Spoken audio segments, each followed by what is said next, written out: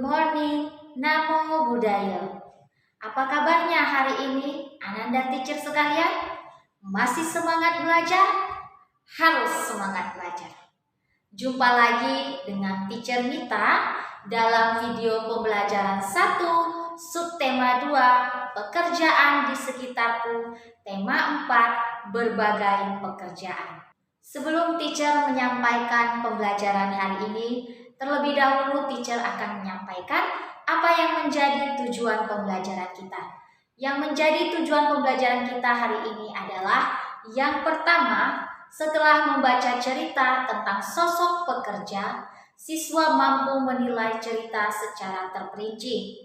Yang kedua, setelah membaca cerita tentang sosok pekerja, siswa mampu menjelaskan alasan dari penilaian cerita secara lisan dan tulisan secara terperinci. Yang ketiga, setelah mengamati gambar tentang penggunaan teknologi saat menangkap ikan, siswa mampu mengidentifikasi dampak penggunaan teknologi bagi keberadaan sumber daya alam yang tepat. Yang keempat, siswa mampu mengembangkan laporan tentang pemanfaatan teknologi yang ramah lingkungan bagi keberadaan sumber daya alam dengan benar. Yang kelima, setelah mengamati gambar, siswa mampu menginformasikan perbedaan jenis pekerjaan dari suatu kegiatan ekonomi secara terperinci. Dan yang keenam, siswa mampu menuliskan contoh pekerjaan dalam suatu kegiatan ekonomi secara lengkap. Di subtema 2 kali ini, kita akan membahas pekerjaan di sekitarku. Mengapa kita harus bekerja? Apa manfaat yang diperoleh dari pekerjaan tersebut? Hal ini akan kita pelajari dalam video pembelajaran kali ini. Maka, perhatikan dan simak baik-baik video pembelajaran dari teacher. Setiap orang memiliki tujuan untuk bekerja. Banyak yang memiliki tujuan mulia saat memilih suatu pekerjaan. Pernahkah kamu bertemu dengan seseorang yang bekerja untuk kepentingan orang lain? Kamu belajar banyak hal akan tentang itu melalui cerita yang akan teacher bacakan berikut ini. Simak baik-baik ya, anak-anak. Pak Weli adalah kepala sekolah dasar Cemara di pelosok Kabupaten Grobogan, Jawa Tengah. Beliau lahir di Labuha, Maluku Utara. Di sekolah ini, muridnya juga berasal dari berbagai daerah. Pak Weli senang melihat murid-muridnya dapat belajar dan bermain bersama tanpa mempersoalkan asal-usul. Semua unik, baik sifat maupun kecerdasannya. Sudin adalah penduduk asli Grobogan. Ia seorang anak yang suka membaca, percaya diri, dan pandai berpidato. Pak Weli ingin Sudin memperoleh pengalaman berharga melalui lomba pidato yang sebentar lagi akan diadakan di tingkat nasional.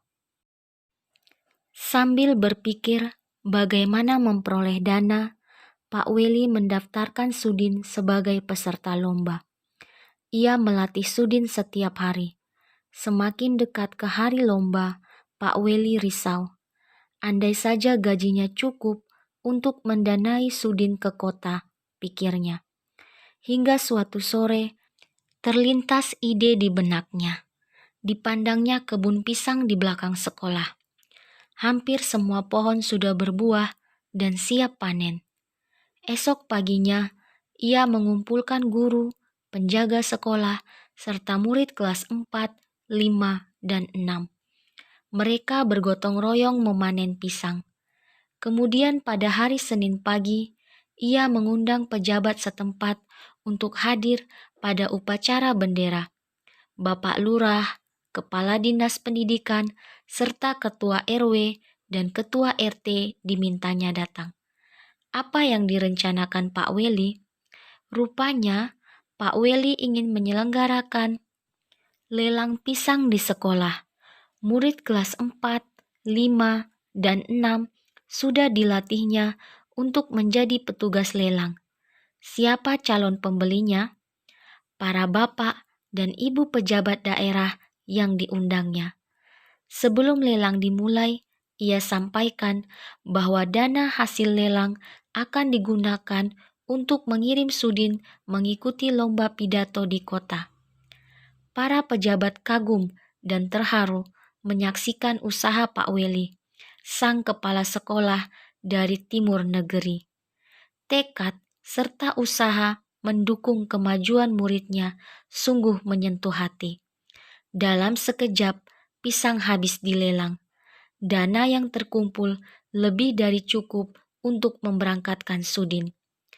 Didampingi Pak Seto, guru kelasnya, Sudin pun berangkat ke kota.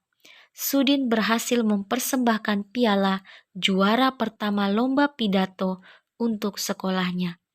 Tak sia-sia usaha Pak Weli dan seluruh warga sekolah. Dari cerita yang sudah teacher bacakan tadi, yang menjadi tugas Ananda adalah buka buku tema 4 halaman 51-52.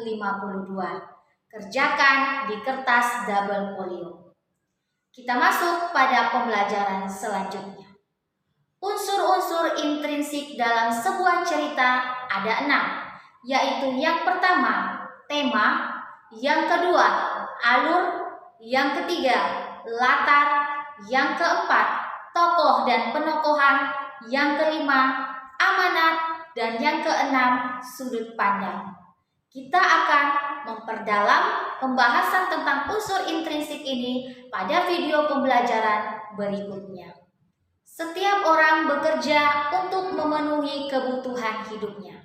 Semua pekerjaan itu mulia ketika membawa pengaruh yang positif untuk orang lain. Perhatikan gambar yang ada di samping teacher. Gambar yang ada di samping teacher adalah pekerjaan seorang nelayan. Pekerjaan ayahku adalah seorang nelayan. Aku sangat bangga dengan ayahku.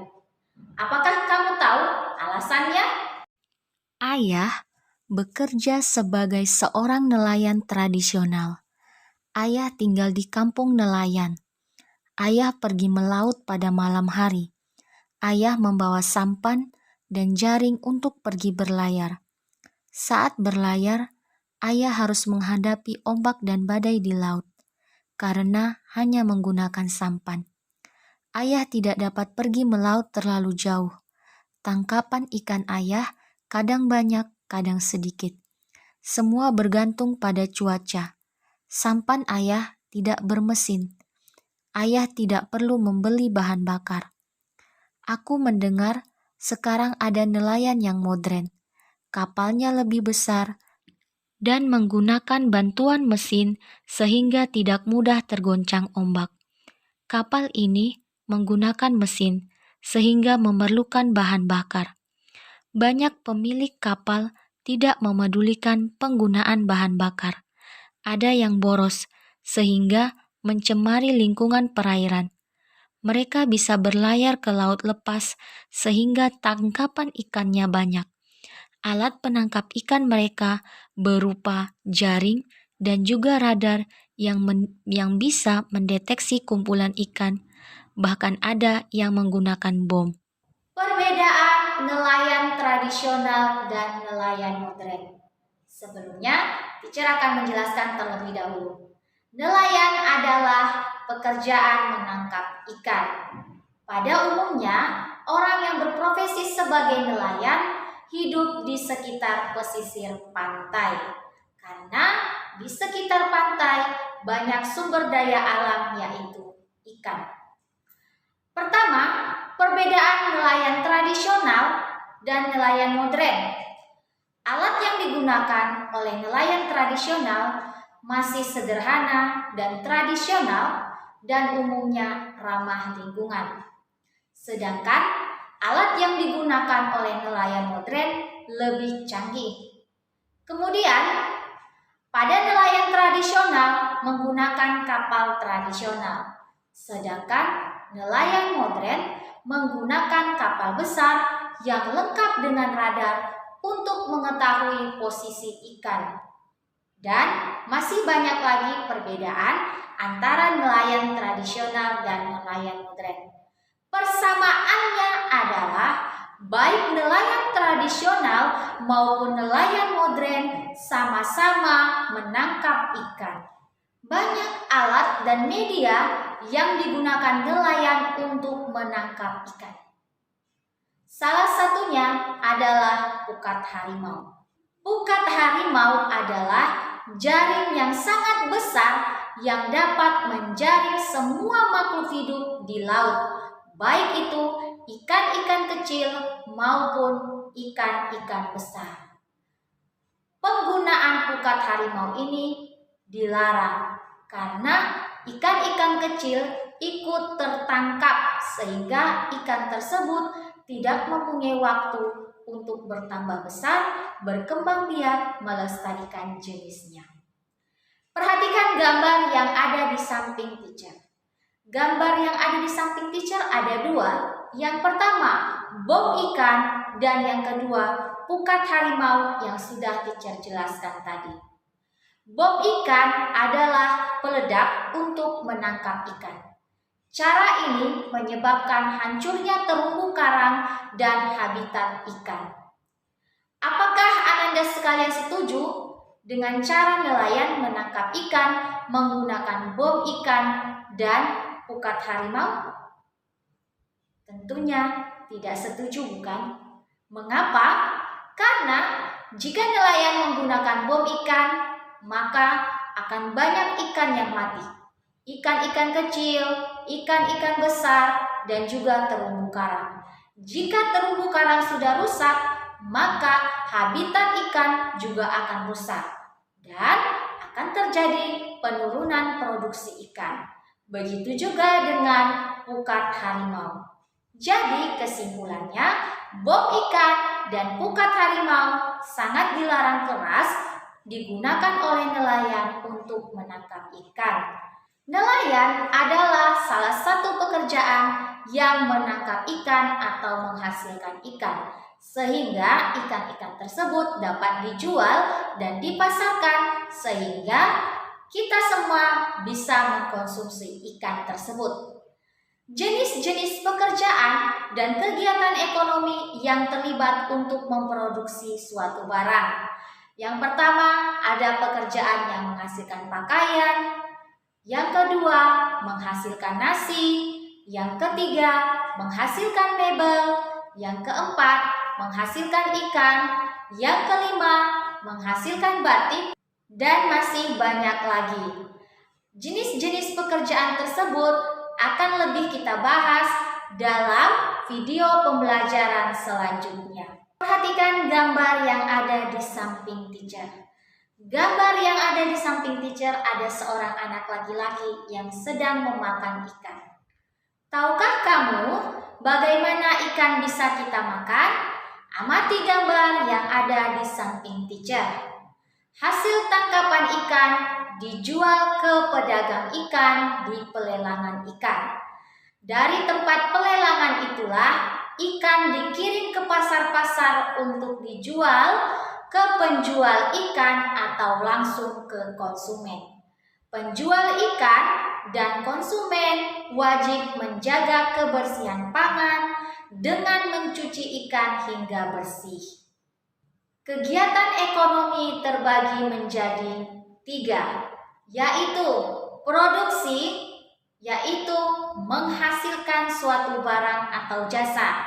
Yang kedua, distribusi, menyalurkan barang atau jasa. Dan yang ketiga, konsumsi, yaitu menggunakan atau memakan barang atau jasa. Orang yang melakukan produksi disebut produsen, orang yang melakukan distribusi disebut distributor, dan orang yang melakukan konsumsi disebut konsumen. Perhatikan gambar yang ada di samping teacher. Pertama-tama, nelayan menangkap ikan. Nelayan bisa disebut sebagai Produsen, yaitu orang yang menghasilkan suatu barang atau jasa. Nelayan melakukan kegiatan ekonomi, yaitu produksi, menghasilkan. Kemudian, ikan-ikan tersebut dijual ke pasar. Bisa Ananda lihat pada gambar. Kegiatan ekonomi ini adalah distribusi, menyalurkan. Orang-orang yang melakukan kegiatan ini disebut distributor. Kemudian ikan tersebut dijual ke pasar dan dibeli oleh konsumen, bisa juga dibeli oleh orang tua Ananda sekalian. Sehingga dimasak di rumah dan bisa kita nikmati, kita makan setiap kita sarapan atau makan siang atau makan malam. Maka kita disebut sebagai konsumen, yaitu kita mengkonsumsi, menggunakan, memakan barang atau jasa. Kegiatan jual beli ada yang berupa barang, ada pula yang berupa jasa. Apakah kamu dapat menyebutkan contoh yang kamu temui di sekitarmu? Kegiatan jual beli yang berkaitan dengan barang atau jasa. Pekerjaan yang menghasilkan barang. Pekerjaan yang menghasilkan barang adalah pekerjaan yang menghasilkan sesuatu barang yang bisa digunakan orang lain. Misalnya pembuat makanan, petani, nelayan, peternak, dan pengrajin. Kemudian, pekerjaan yang menghasilkan jasa adalah suatu pekerjaan yang pelayanannya bisa dinikmati oleh orang lain. Pekerjaan ini tidak menghasilkan barang. Misalnya, guru seperti teacher, kemudian petugas kebersihan, dokter, tukang cukur rambut, polisi, dan supir. Nah, Ananda sekalian, yang menjadi tugas kedua Ananda adalah buka buku tema 4, halaman 56, kerjakan nomor 1 sampai dengan nomor 5, kemudian halaman 57, nomor 1 sampai dengan nomor 4. Kerjakan berdasarkan penjelasan teacher melalui video pembelajaran ini. Tulis di kertas double folio dengan tulisan yang rapi. Demikianlah pembelajaran kita hari ini. Teacher berharap Ananda sekalian tetap terus semangat untuk belajar dari rumah dan terus semangat untuk berlatih dari rumah. Nantikan video-video pembelajaran dari teacher. Sampai jumpa di pembelajaran teacher selanjutnya. Goodbye kids. Namo Buddhaya.